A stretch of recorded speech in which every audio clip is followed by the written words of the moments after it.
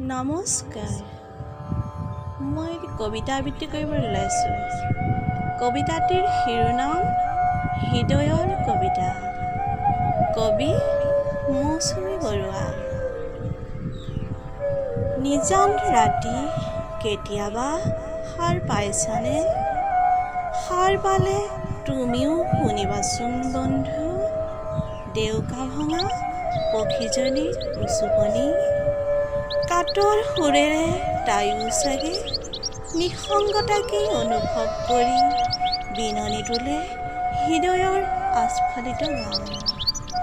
জীৱনৰ মৃত্যুঞ্জয়ী আকুল আহ্বানত পোৱা নোপোৱা দোমোজাত পৰি বাৰে বাৰে হাত বাউল দিয়ে মৃত্যুৰ কোলালৈ। শুনিবাচোন বন্ধু, মাজৰাতি তুমিও ডেউকা ভঙা পক্ষীৰ গান। ধন্যবাদ।